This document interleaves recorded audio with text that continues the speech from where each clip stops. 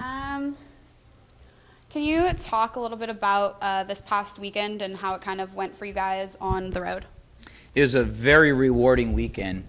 We went and played Long Beach State. It was a third place team that we had beaten overtime. They really played well in the first half. We had some great shots, couldn't knock down a shot. We missed 11 consecutive shots in the first half and still were right in the game. And then we turned around a couple things defensively. We started trapping the on balls and trapping the post. And we scored 46 points second half, lost by 3, but had a chance to get a steal, maybe tie it, go to overtime. With a minute to go, it was 4 points. So it added to the frustration of this season because we had 3 losses during our losing streak that came down to the last second. But it was very encouraging because our aggressiveness was so much better. The best news about it was how we were able to springboard a second half aggressiveness to a full game of aggressiveness at UC Riverside and get a victory at UC Riverside. What was great about that, historically, when Cal Poly played Riverside, the score would be somewhere around 48-49 or 54-55. And this game was, I believe we scored 86, and I know we scored 40 in the first half.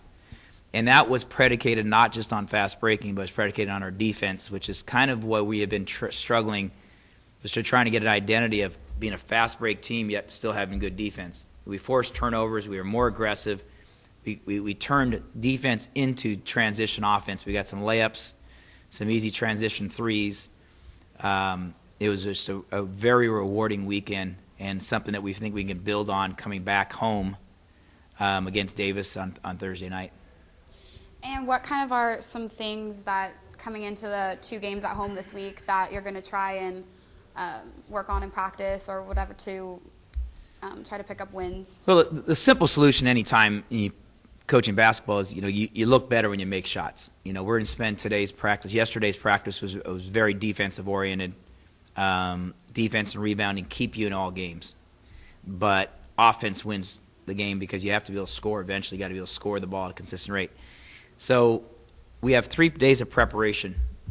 1 day is defense, rebounding. Today is really about shooting the basketball. The best plays in the world work if the shot goes in, and they don't work when they don't go in. Stephen Curry is the best player in the world right now because he makes shots. He doesn't take shots, he makes shots. He makes difficult shots.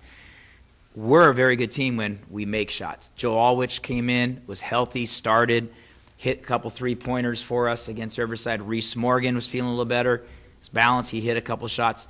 Ridge Shipley came off the bench, knocked down a couple threes off the bench for us. That gave us a spark as a substitute.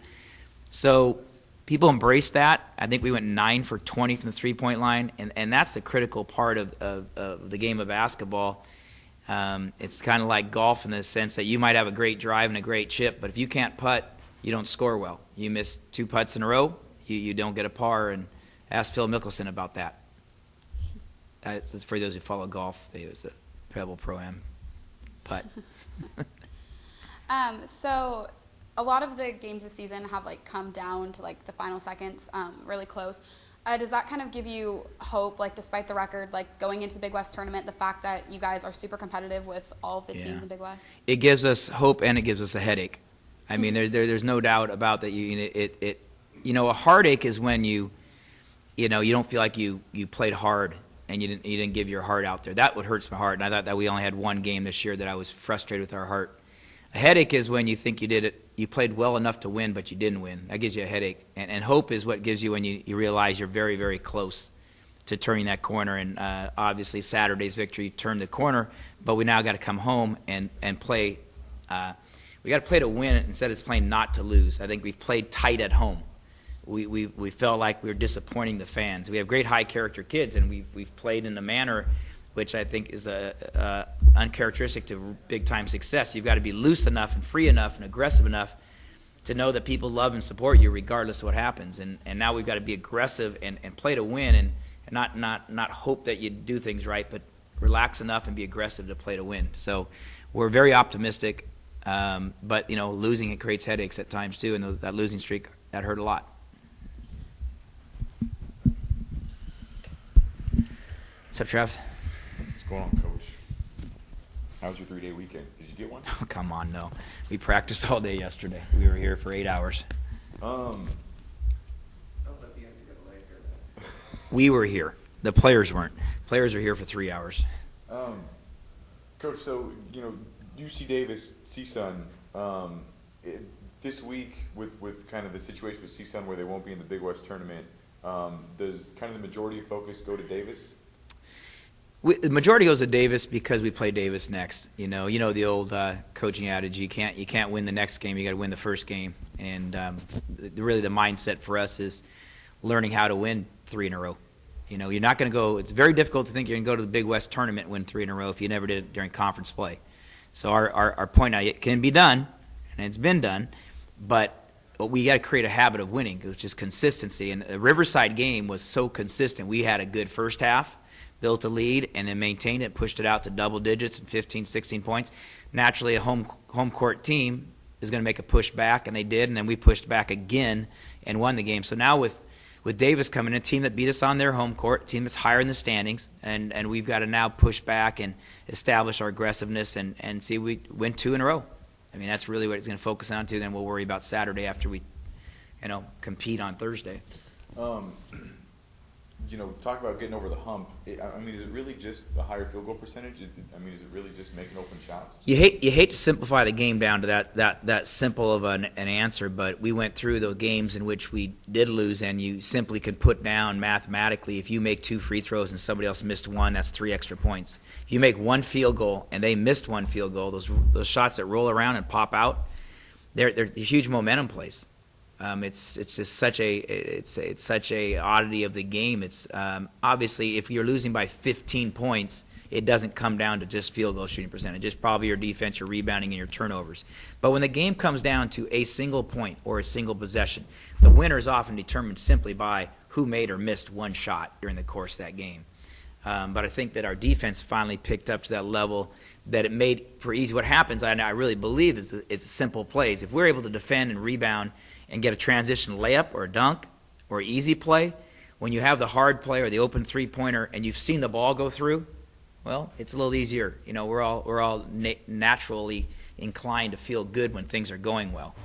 And when things, you miss a couple of shots.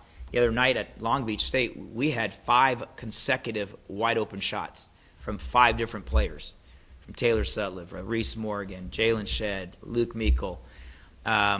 Went on. Joe Alwich had a wide-open 3, wide-open shot, and they rolled out and didn't go in. And it kind of got us tighter, and then all of a sudden we were behind, and it was tighter. It was more difficult to shoot.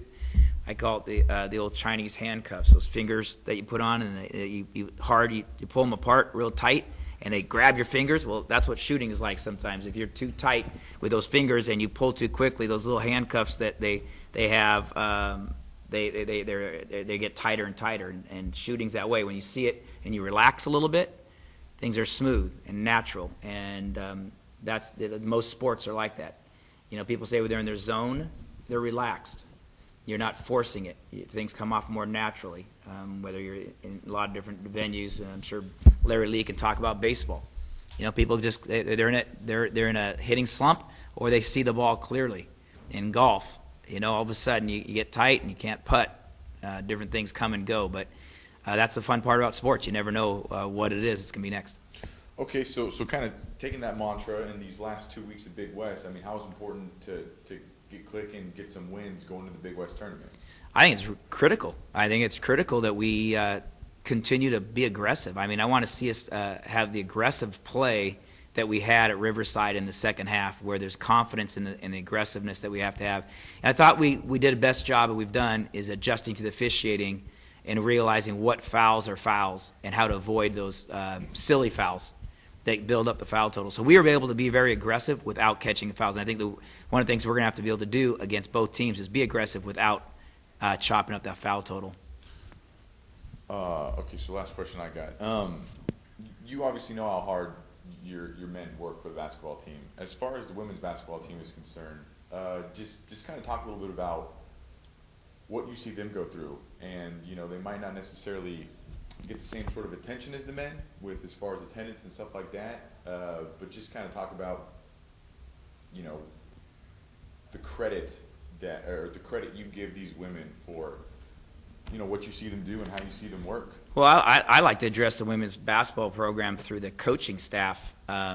What camaraderie there is between the head coaches, assistant coaching staff, even the wrestling programs, football, basketball, is that head coaches and assistant coaches on staff really understand what each other's going through. We understand how frustrating it is when one of your top athletes suffers an injury, concussion, infection, ankle injuries, and you know that there's so many things in the coaching profession that are completely out of your control.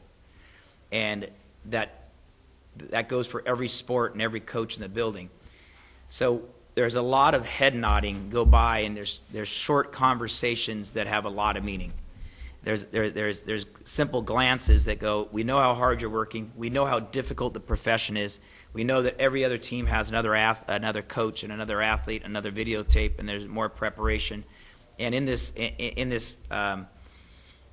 profession, there's few people that really understand how hard it is to be successful and how hard it is to continue to work with student athletes, and you have academic concerns. You have not just the injuries, you have the academics, you have the emotions that go along with that profession, and you want that. And we all embrace it, and we all love it when it's successful, but when you're struggling, that's when you need that conversation. I just had a great conversation. I was so happy for wrestling coach Brandon Buckley. They had a great victory on Sunday afternoon, and we had just gotten back from our 4-day road trip, and I was just so happy for him. And we talked for 10 minutes just about, their struggles, but then their success and how relieving and exciting it was to have a great success they had on Sunday. And then same thing, he knew that we had a great successful win on Saturday, and just how hard that is. And so men's and women's basketball, there's a lot of support one another, but I think